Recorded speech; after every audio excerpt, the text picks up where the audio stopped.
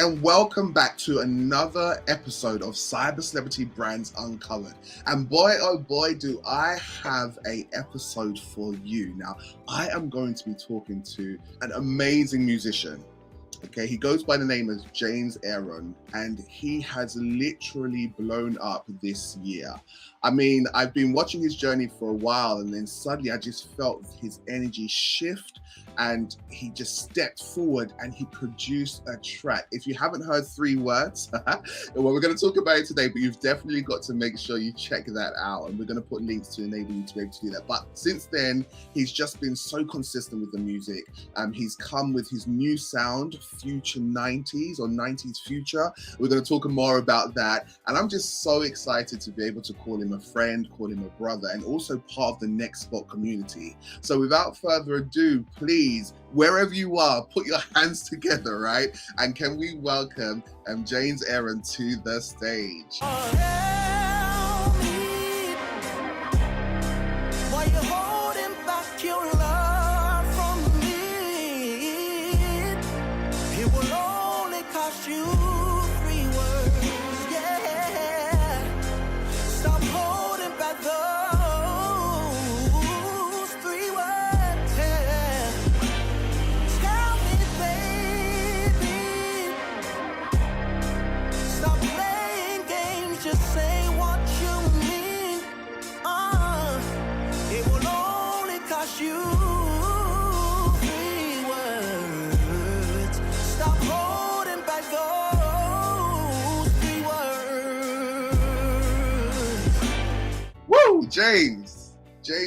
James.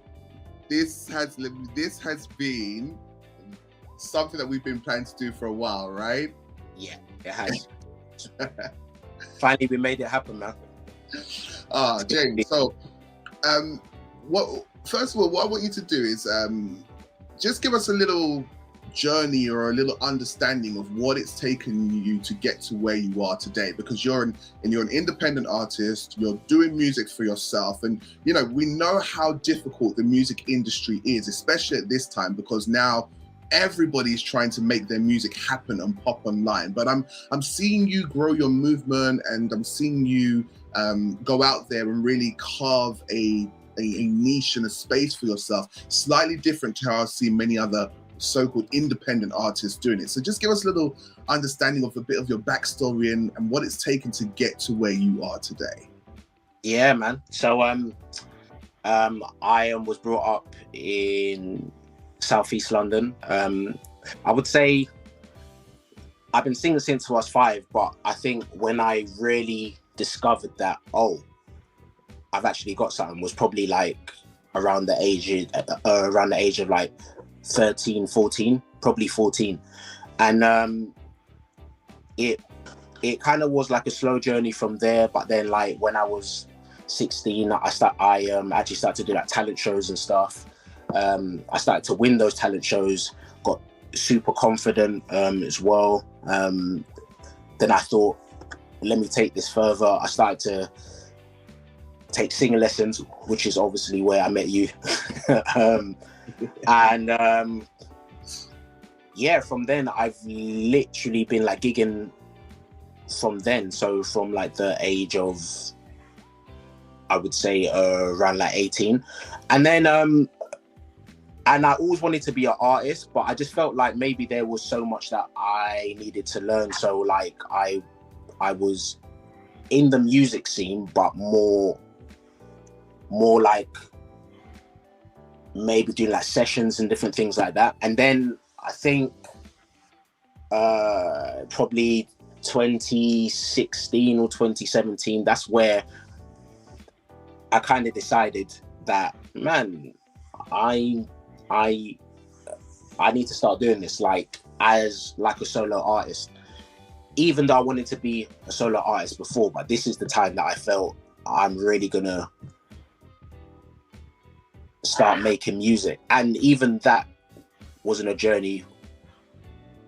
Yeah, I would say that was definitely a journey as well. And then I would say around 2 to 3 years ago, no, around like 2 years ago, I made another decision to say, do you know what, now I'm really going to go for it. and that's mainly because I got confident in making music, in songwriting. I got confident in my brand as an artist and different things like that. So yeah, that's kind of been my journey, and I'm just at a point where I feel super confident in what I'm doing. I like my music, and yeah, I'm not comparing myself to anyone. I'm really just going for it and making sure that I'm doing the things that I feel like I have to do to make it happen, really, and to really build that fan base and that community.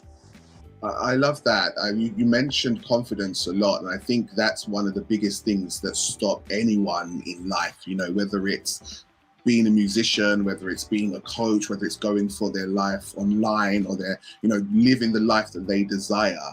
It always comes down to the confidence and that mindset. And there's a lot of things that happen where we doubt ourselves, right? We don't think that we are good enough, or what will other people say, or what will other people think. And these are always voices or echoes that are in the back of our mind, that really kind of stop us from just taking a stock of what we want and then going out there and making it happen. And so what were some of the things that kind of came up for you mindset wise, and how do you think you went about, you know, shifting that to the point where you could get the confidence to say, I'm doing music because I know that this is what I've been called to do? I've kind of always been that person where if I say I'm going to do something, if I'm really convicted about it, then no one can tell me anything different. I'm just going to go for it because I feel like I'm operating in something a lot deeper than just, oh, I feel like doing that. But it's something deep down inside that's like, this is what you need to do. And it's definitely going to happen for you. And like, I feel like in my life, I've actually seen proof of that. So this was no different to that. Like when I actually said to myself, do you know what? This is what I want to do. It just is what it is. Like, I'm like, all right, what do I need to do to make this happen? And I think a lot of the confidence came way before. And like I like kind of always say that about life as well. I feel like in everything that we do in life, it is kind of preparing us for the next thing, you know. So like I don't know if I can pinpoint a time where I could say this is where I just really had all of this confidence, but I'm a believer in actually building things up over time, as opposed to, you know, oh, I suddenly got confidence. No, like build it up over time, one step at a time, and then you can get to a place where, all right, I'm ready. And don't let other people kind of sway you. So that's kind of been my thing over the years. The comments on my pit don't mean a thing. The money in my mind, it ain't a thing. No. The comments on my pit don't mean a thing. The money in my mind, it ain't a thing. Yeah. Really put it on me, but I gave you. Yeah, I feel like you've been on a journey to get to know yourself, I guess, right? Because again, I think that's another key thing if you're looking to like grow business, become a musician, live a life online, you know, go after what you want. You have to kind of know who you are, and you need to know what your weaknesses are, what your strengths are, and turn those weaknesses into strengths. And then over time, build the people around you that's going to really support you to be able to do that. So tell me a little bit about your sound. You said to me that you do future 90s, is that right? Yeah. Tell me a little bit about what that means. How did it come about? You know, share a little bit of that. I think the 90s is an era in music, but I would say in R&B where like we all talk about that time. You know, we're all like, man, but the 90s, it was like the golden era. And when I look at my music now and I turn on the radio, I listen to R&B, I still see a clear difference in like the actual sound. So I've been on like a journey of really defining it. So how I came up with, you know, like, okay, it's 90s, but it's future 90s, because I don't think it's 90s. I don't feel like it is actually dated, but I feel like if a 90s artist was making music, let's say today, this is what it should sound like. I like that. I like that. And I can definitely feel that with what you were saying, because yeah, you're right. Like the 90s is one of those eras, and it's got super nostalgic ability. I think it was just the right blend between, like, you know, great melodies, experimental sound, you know, people really wanting to kind of convey emotion in what they were doing. And I have to bring us to 3 Words, which was kind of like the first single that I heard and was like, whoa, what's going on here? Like, James is doing something. I need to kind of get my ear to the ground. I need to see how this is progressing, because I tell you, when I heard that song, I literally just stopped in motion. And then there's a note that you hit where you go into the chorus, and it just had me captivated to the point where I just wanted to start trying it. And I was trying it over and over and over again. I even posted it online, me trying it, because it was just one of them things that moved me to want to take action and be a part of it. So tell me a little bit about how that song came about. Why did you choose it to be the first single of your, your new release, as it were, and yeah, how that represents the future 90s sound? Yeah, so I wrote that song when I was in Florida in 2017, and if I be honest, most of my songwriting experiences, I don't normally wait for inspiration. I kind of just start writing and I see what happens. That's what happened with 3 Words. I was in Florida enjoying the sun, and I'm like, I'm just gonna start writing. And then all of a sudden, it just started to come out. And I knew it was different, because even the like actual melody, like I was like, I don't normally come out with this like sort of minor, you know, like my stuff is normally quite bright and fun, but at this time I knew this is different. And the really funny thing is, when I wrote that song, I knew that something had shifted in me. I knew that, oh, okay, this is kind of what I'm meant to be doing. Like, this is who I am right now. Because I've been writing before that, but after I wrote this one, I was like, never done this before. But and I would say everything after that has been completely different. So I would say writing 3 Words was the start of like something really amazing. So yeah, I wrote that song in 2017. I hooked up with my main producer now, Mafro, and he actually produced it along with 2 other guys, and they done an amazing job. That I said, you know what, you need to be my producer all the time. Right, yeah. You know, Yes. That's what came from that. You know, yeah. And sorry, hold up. There we go. Right. And then years later, I decided to release it. And the context is, everyone I would show that song to, they would all go crazy over it. So I knew this one is definitely something special. And just even the way I'm actually singing on the song, I don't think I've even sung on a song like that before. You know, like where just this is a fun fact.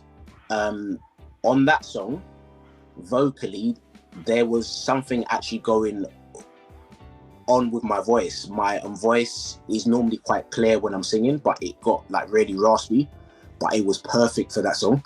Right. You know, so like it was just a perfect recording. And then yeah, like when I released it, I mean, the response from people was like, has actually been amazing. But as we spoke about before, you know, like when you're an up and coming artist, there's so much more people that need to hear it. So I am definitely still working towards like putting it out there, so like the whole world can hear it. But you know, everything happens in its own time. Correct. Yeah. I love that, because I think that's a thing that people think. It's like, oh, I've released this song, now it's old news. But I think what people don't recognize is that something's as new as the first time you hear it. Like there's some people that are experiencing old 90s, because you do future 90s right now. And for them, it's like the newest, most freshest thing, because they've not experienced that music before. And I think that especially, you know, in this day and age where there's such a pressure to be out there all the time and be producing new content and all of that good stuff, repurposing or recognizing when you've done almost like a initial release and then build up the hype of the brand and get more well known to then release it again, it's a really good strategy.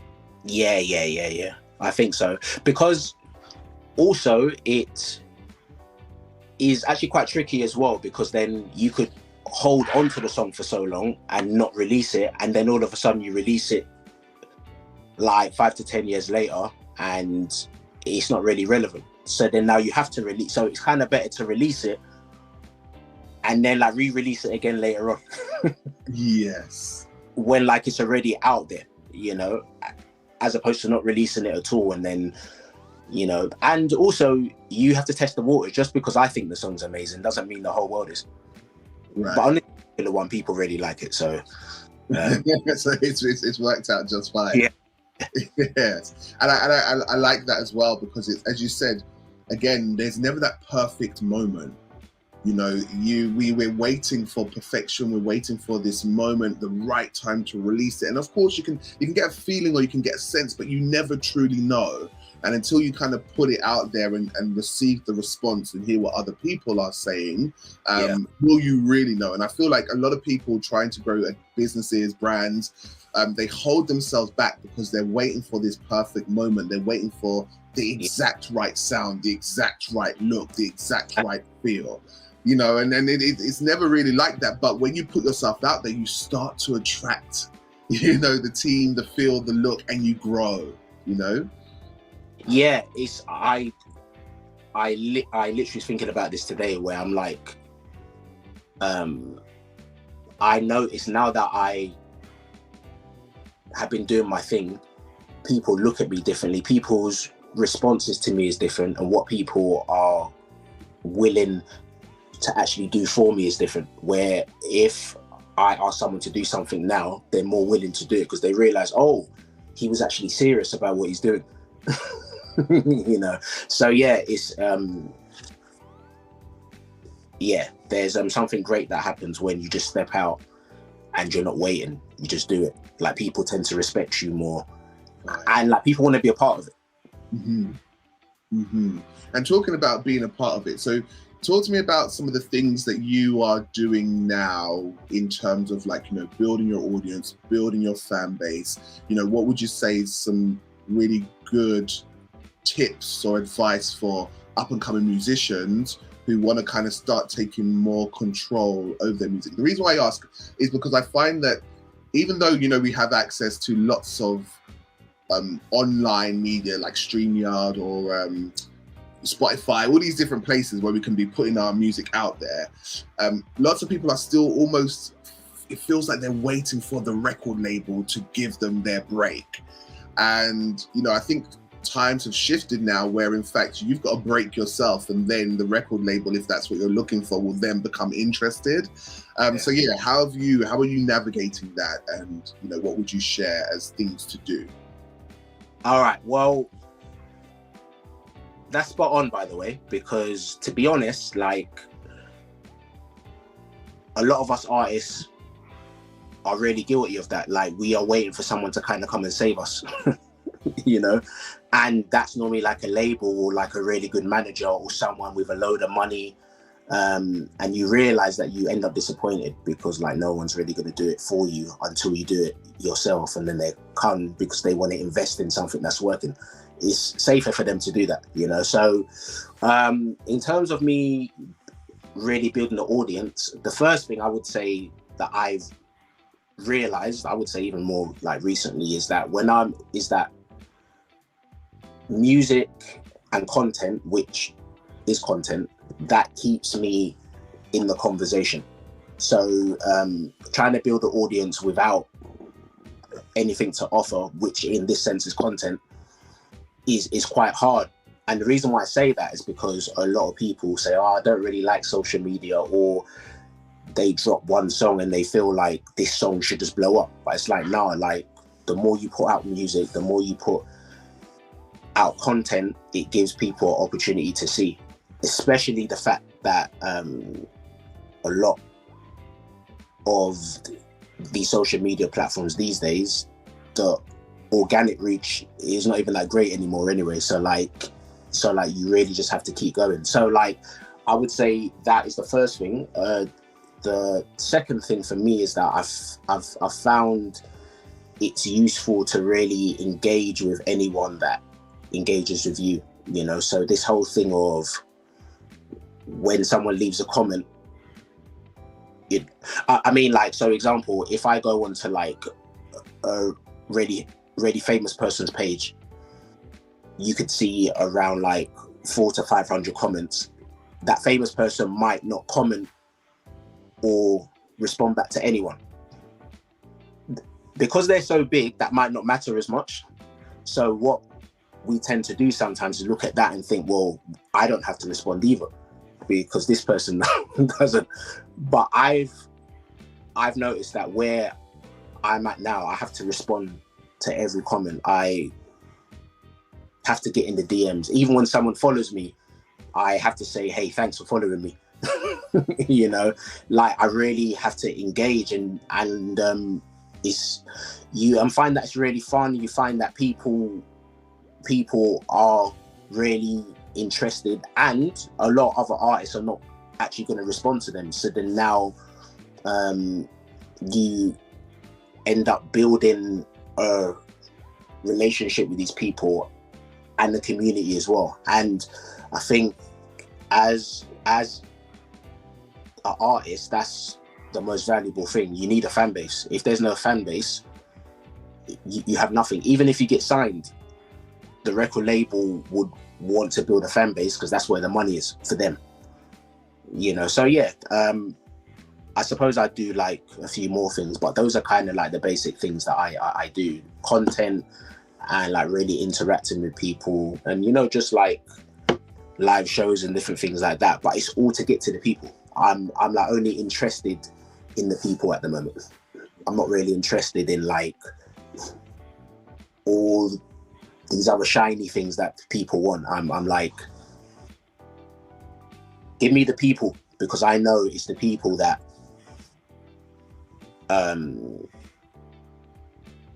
that are going to keep the music alive. I love it. That's just music to my ears. It's like a business and branding strategist. It's like the amount of times I have to tell people about, you know, just, I call it common courtesy. Like if someone is, you know, showing an interest in what you're doing and they've taken the time to like a post or to follow you, I know to most people that doesn't seem like anything, but there's ones in millions, right? Every single million is made of a single person. And, you know, if nowadays in this saturated age where everything is just to scroll away, for someone to actually stop and press a heart or to like follow is a big deal. And a lot of this, you know, especially as you're growing, it is about, you know, micro actions. It's about motivating your audience to first of all just stop the scroll and say, oh, this is interesting, and then they'll scroll past. then the next time they see you and they see that you've got the same kind of level of interesting thing going on, they might like it and then carry on. And then the next time they may follow. So what people don't recognize is the momentum that it's taken to get to that point where that person actually says, I'm going to follow this person because I want to support them. But if it's just a one-way conversation where there's nothing coming back, well, it's like, well, if you ain't messing with me, why am I going to mess with you, right? And then after a while, that person just goes cold. So I just love the fact that you are very audience, people focused, because as you said, they will rep for you and they will get the heat that you need in order to attract some of the bigger things like contracts and, independent labels or whatever that people are looking for. It's the people that are actually going to bring that attention that way. And the industry's changed as well, whereas before, there was such thing as like artist development and, record labels putting money into artist development. That doesn't really run anymore because there's just so much that the record labels can choose from. So they've now stepped into like that bird's eye view. They want to see where are the people hanging out. Okay, there's a lot of people giving a lot of heat to this potential person at the moment. Let's dive in. Let's see what they got going on. And then before you know it, conversations are happening. But without the people, none of it can run. So I just love that. That's so key. Exactly. And I think, like as I was saying before, that's kind of my focus right now. Just like really building the brand, the audience, and not really focusing on labels and stuff right now. I have nothing against labels. I think there is like the obvious things like contracts that are dodgy and different things like that, but in general I think that if you're focused, a label can actually do like a lot for you, or another investor. But I just think in everything you kind of need to know what you want, your goal, what you're going to do after. It's like that. Exactly. And another thing that I saw that you were doing, which is really powerful, is that you're actually building your own mailing list. So I get notified about new music coming out or premieres happening on YouTube, when a song's going to be available, where it's streaming, and that I get via email. And a lot of people nowadays think, nobody reads emails. But actually, when you're trying to build a brand, and if someone is really interested in you, when they see an email come in, they will actually take notice of it. And even if they don't read the email, just your name dropping in their inbox is like a reminder of like, oh, hey, this person still exists. And I think one of the biggest things is, with social media, a lot of emphasis is put on, building your business or your brand on that platform. But the fact of the matter is, what happens if, you say something which the algorithm is not even a real person, then decides that, we need to ban their account, or we need to, not show their content to more people. You then end up in a situation where you can't communicate with your fans. Whereas if you're building your list, you will always be able to have a connection with those people because that's like your world as opposed to the social media world. So I think that's like really, really smart that you are doing that. And I wanted to highlight that because I think a lot of, I follow musicians, up and coming musicians all the time. I don't receive emails, right? And then I liked what you did as well, because you did something really smart. You kind of offered us something. If I remember correctly, you were like, if you want to get behind the scenes. I think you did a concert. Yes. And then I think you broke it up into a number of different videos. Yeah. And then you launched one and then said, if we want to get more, sign up here. And then we got access to all of the different. Yeah. Like, that was very, very smart. It encouraged me to sign up. I wanted to hear you sing the song. I wanted to hear you sing that song live. Yeah, exactly. And I think it's all these things to really get people's attention. I think that you want people on your email list because social media is great to get people, but then when you need to take it further, you need their number or like their email. I also think that even things like DMing people, that is quite personal as well. But just staying on social media where they like and comment, a lot of times that's not really enough, because people like things, or that people are scrolling with the sound off. They're liking things. That doesn't necessarily mean they're paying attention. Right. And I think you can end up frustrated, I have 2,000 likes, but you got nothing to show for it. Right. So I think trying to take people further into your journey is really important. So yeah, we have emails for like a long time now, but then we didn't always take it seriously. We didn't always see actual power in it. But I feel like we are actually taking it a lot more seriously now, because we know that people open them and read it, and when that headline comes up in your email, you're like, oh, he's got a live show going on, or oh, he's actually released something. Even if you don't open it, then you know that it's there. Yes. Where like on like social media, if you don't save it on like Instagram, that's just gonna get lost. I love it.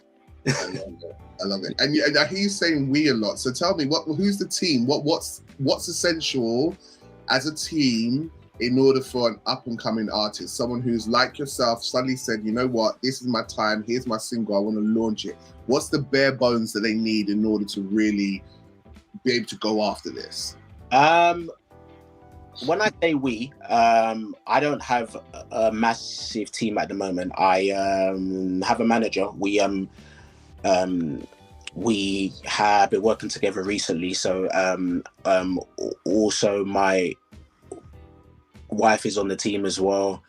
And but then that's more like the inner team. So like we actually get stuff done and, just that thing. But then there is like the music team as well. So like producer, mixing engineer, stylist. I tend to use the same people a lot because I don't always want to be finding new people to do things. I'd rather just have people and grow with them.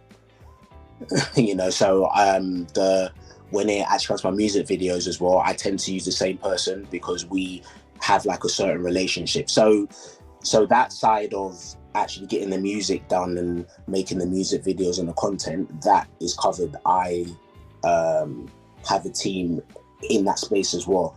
Now, and then you have the manager, my wife, me, we all have like different roles. But I mean, I'm increasing that team as well. There's a lot more that needs to be done, but you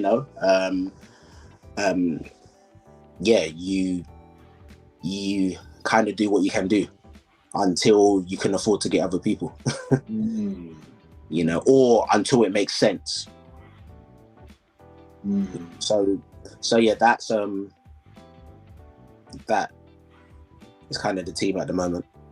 Nice, I like that, and I like that as well because it highlights that you just need your motivation and then a few good people around you that can just help with the burden of it all, and you can just get it going, and hopefully the music will speak for itself.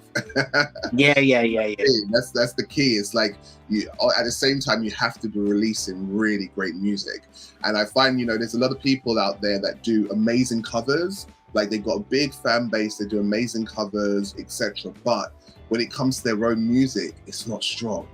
And you've got to get the balance right. You've got to be able to bring in the audience, but you've got to have strong music when you premiere it amongst that audience. I mean, here's the thing. You actually saying that it's interesting because that's something I always rant about, because I have people say to me all the time, and even like different artists where they're like, I need to do more covers or, that. And I'm like, yeah, but I don't, if you do covers once in a while, I see the benefit in that. But if your whole career is based off covers, like I've seen people release their own music and they hardly even promote it. They go right back to doing covers. So, I mean, like, what are we trying to achieve here? Do we want our music to be written down in history and, like people singing our song all around the world? Or do you want to be singing someone else's song? Like, I think have to kind of decide. Also, the other thing is that a lot of times when you actually do covers, you realize that it doesn't always translate to, if I blow up this way, then I can go into my own music. That it doesn't always translate. It can sometimes, but most of the time people are not interested in your music. They're just interested in your voice, and you actually singing covers.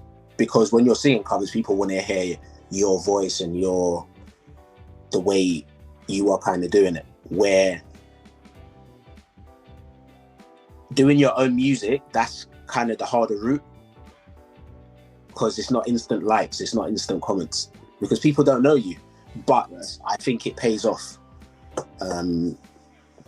If the music is strong. If the music is strong, bro. No, I mean, like, yeah, I mean, that has to be a given, you know, like, yeah. I think that if your product's not really good, then, I mean, that's like another conversation in itself. And that's not me saying that my music is just fantastic, but I do take a lot of time actually showing people my music and us really deciding, is this really, like, there's a lot, I've made a lot of music and a lot of it you'll never hear. Right. Because it's just not good enough. Right, yes. You've got to have that it's a fine line. You've got to have that level of scrutiny for yourself where you can actually look at something and say, this is worth taking to the audience, or and it's got to be the right line, because after a while, as you said, we'll just hoard so much of our music because we won't put it out there. So it's about that thin line, and that's why you need people around you as like a soundboard that you can take it to, honest people that are going to give you honest feedback and say to you, yeah, this feels like something you should be taking to the masses. But the stuff that you get produced, man, the production's always slick, the levels are always right. It feels you got the hook in the right place. You build you always your music's always moving on and up. It's never like going down and like poor melodies and stuff. So you've got a lot of skills when it comes to like songwriting, arrangement, and all of that kind of stuff. So I think that's what really makes your music stand out for where you are right now as you're growing this brand. And I think another thing in terms of what you were saying was, people, I think what happens is people want the recognition.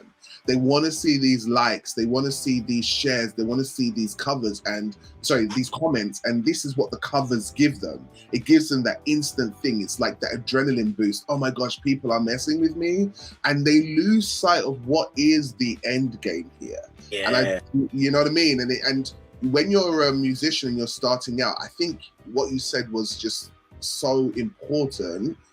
People don't know who you are. And I'm going to be really frank, people don't care who you are, right? Like literally, and why should they? They don't. Right? Why should they? Like, no, I mean, you've just popped up, you've just released a track, but inside the mind of the creator, I know it's the baby, so they put it out there and they think it's amazing, and other people have told them it's great, so they put it out there and expect the same. And when they don't receive that instant sense of like, yeah, we love that, then they get in their feelings and then they become inconsistent, and then they drop off the music game or they go back to doing covers. But as you said, you've got to be clear about what it is you're aiming to achieve. And if you actually did a strategy where, you know, you use the covers to bring in the audience, but then you gave some time to really showcase what it is that you do as well and get that blend and get that feedback, it could be a really good strategy. But just relying on covers alone isn't going to cut the mustard. You know, not everyone's going to be a Chloe and Halle out there, right? Where Beyonce is going to see them and say, okay, let's sign you. That it doesn't work like that for everyone.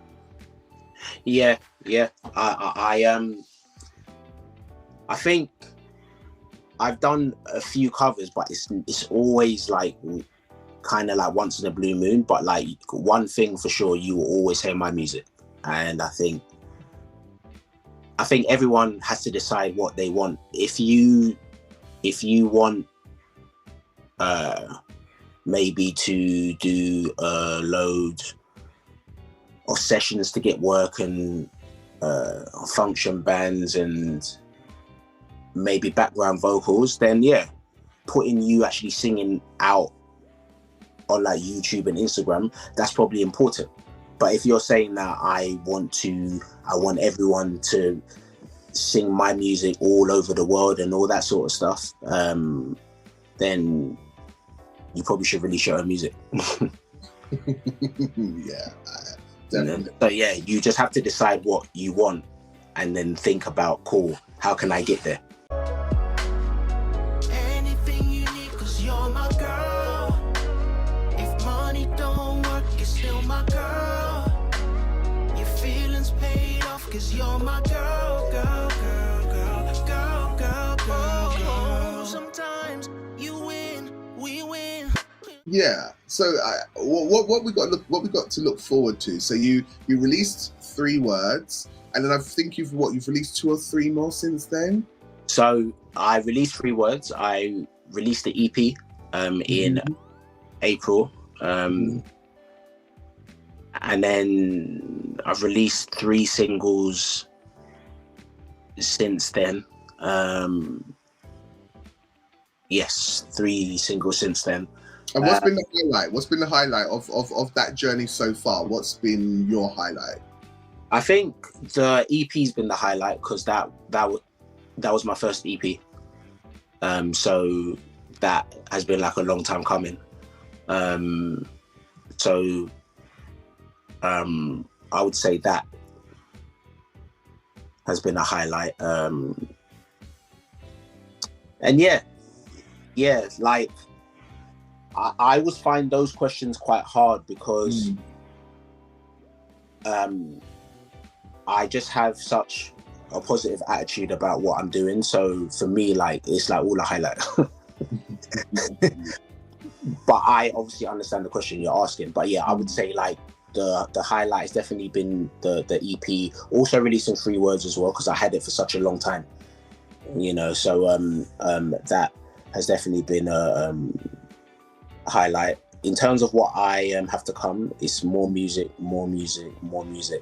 I'll be having a few more live shows next year as well.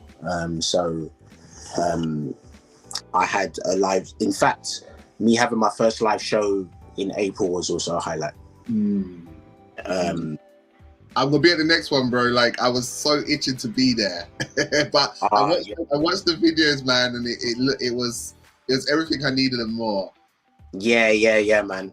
I appreciate that. Well, yeah, we are looking to have at least 2 to 3 next year, and yeah, you know, like there's a few like conversations going on, you know, just a few different things. You guys will definitely hear some features as well. So yeah, there's quite a few things going on, which I'm excited about. So. Well, so, yeah, I'm hoping to be in everyone's face. Yes, yeah. Well, bro, as we bring this to an end, I want to say, like, you know, it's been an absolute pleasure speaking to you, for you, like, sharing your knowledge and your wisdom about what you've been doing to kind of build this brand. What you're doing isn't easy. A lot of people may think that, you know, you just post music online and everything else happens from there. But actually, you got to run this like a business. You got to think about it with your business head first and then the creative head. It's really weird because, you know, a lot of people want to focus with the creative mind, especially as a musician. But I always say, when you're stepping out into the world of making music and becoming an artist, actually focusing the business side of things, because that's where the weakest string to the bow is going to be. And I can see that you're already starting to like do all of that stuff, and I'm very, very excited about your journey. If you could leave us with one thing, what would it be? What would you want to share with us before you left the conversation?